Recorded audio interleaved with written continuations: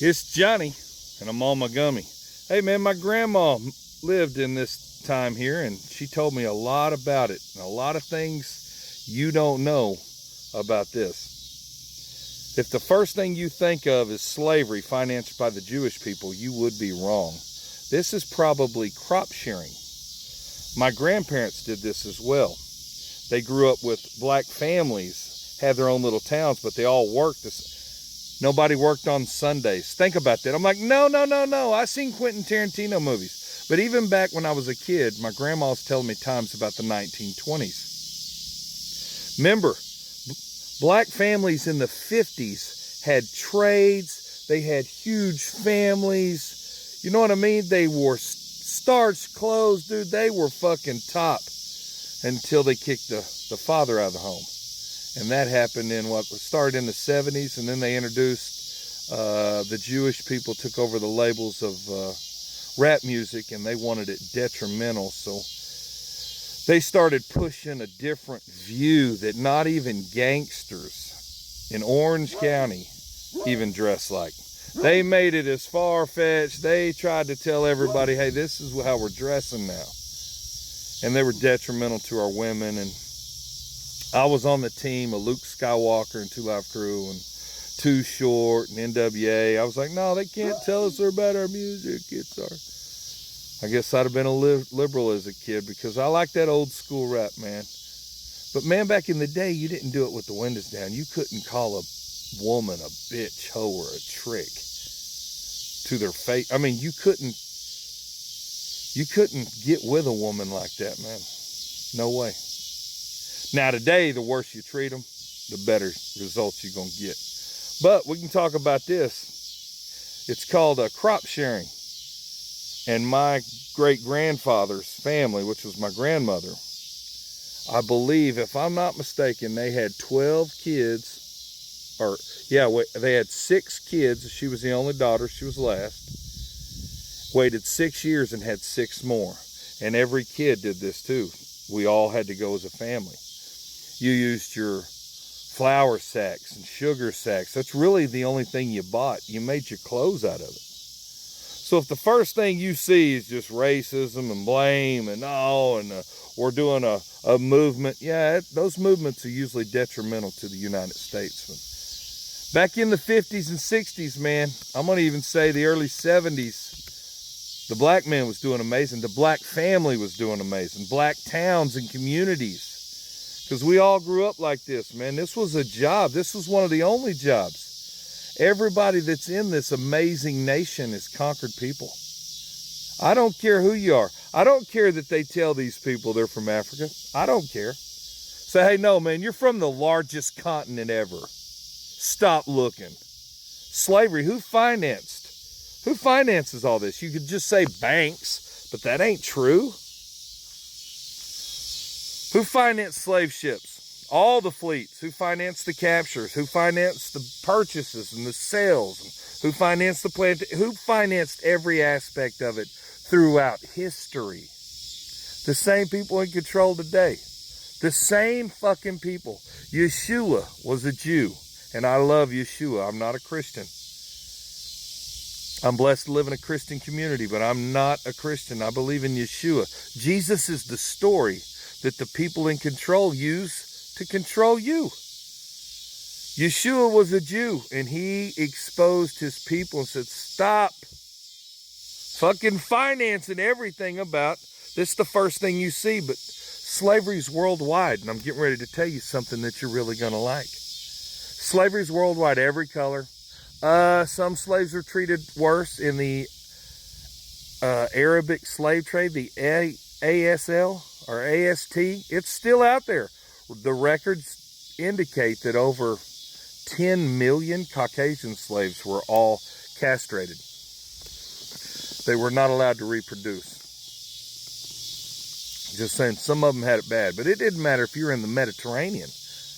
This was worldwide economy, boys, from the same people that control Hollywood today. Every record label, they control you today. You give them your gold, they'll give you paper. Your houses that you think you own, that you're just constantly paying tax on, and 30-year compounding interest payments that you never own because there's a piece of paper above you. It's called a deed. And there's all kinds of, you're just one little string. You're just wasting your life working for somebody else. That's called slavery. You live on a tax plantation. Today, land of the free where nothing's free. But we're talking about this, man. This brings back a lot of memories of what my grandma taught me. And even in the 80s when she was telling me this, I was like, nah, Grandma, they say that it was, you whipped everybody. And it's like, no, man, nobody, these families had it better than she said her family did, because her father was an alcoholic. He was very abusive. Now that's just family stuff, but that's in the fucking histories. My grandmother, rest in peace, Betty Joe, we called her Mutter. She grew up in El Dorado, Arkansas in the 1920s. And the only thing they bought was flour and sugar. And these people here were their neighbors. So if you're just thinking, hey man, somebody bought this kid. No man, they're taking them to work. Hey man, come help me, because we get more of a percentage. As much cotton as you can pick is how much money you gonna make. And times were fucking hard back then like they are now, because of the financial system that's in control right now. I'm Johnny, and I'm on Montgomery. Rest in peace, Mother. I love you. I forgot to tell you what you're gonna like, man. Slavery's everywhere throughout history. The same people that created compounding interest. Dolly! Same people that created compounding interest financed every aspect of slavery. But let me tell you something that you're really gonna love. John Hancock signed his name really big on the declaring our independence. We're gonna have a nation of our own. Dolly! We're gonna have a nation of our own. Don't bring that fucking choo-choo train over here. John Hancock said, man, we're gonna have a nation of our own. We don't know how we're gonna do it because it's never been done. Worldwide slavery's been forever. And the first country to do it was the United States. Now, England fucked us, and they did it first because they were winning the Revolutionary War, and they had to go rob India. India was getting 26%, man. India lives rough today. But everywhere Britain's been, and I'm not going to say the English people, but everywhere they've been, man, has been catastrophic. My Scottish forefathers been fighting them forever, but when Christianity come through with the Vatican and the Roman army, well, a third are killed for fighting probably, a third are enslaved, and a third are left, and we all got a new language and religion. We all speak English for a reason. Everybody in the United States is a conquered people. But we can't stop and look at us all as a group. When we were going to be the first free country from these guys, we lost it all. John Hancock and our forefathers stood up to them, guys. I was hoping Trump would too, but he didn't.